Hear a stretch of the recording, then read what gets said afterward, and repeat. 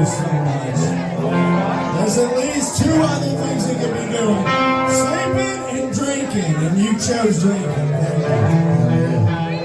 There's a third thing, but we can't say it. Like I said, there's a third thing, but we can't say it.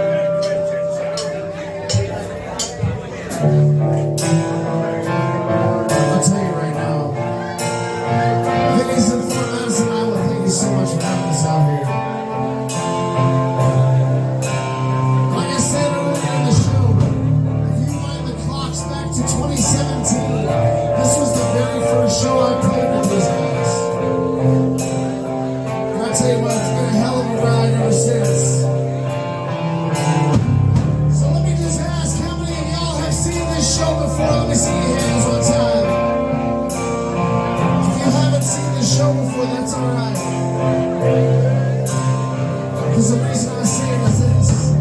This is my favorite part of the show. I get to talk about things that are very near and dear to my heart.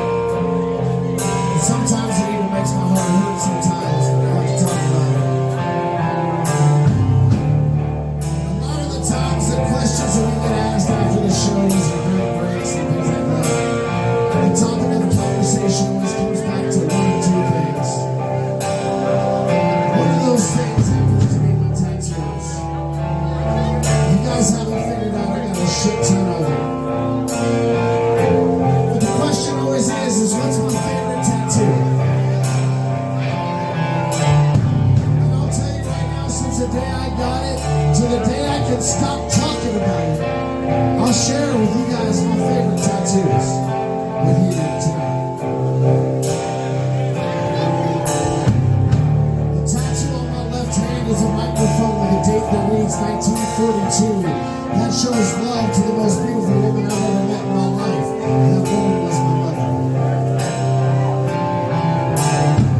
The tattoo on my right hand is a pair of dirty ass work pins with a date that reads 1944. That shows respect to the hardest working man I've ever met in my life. That man was my dad. I lost one when I was 19 years old. I lost one when I was 38 years old. But I tell you what, thanks to a very special friend of mine, I take him every fucking where I go. I lived in a house of music where I was told you can listen to whatever it is you wanted to listen to, just so long as you listen to a little bit of everything.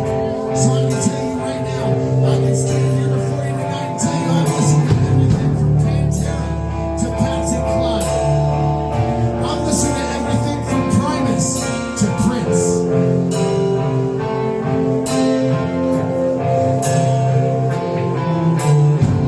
I fell in love with music when I was 13 years old. I heard one woman's voice for the very first time.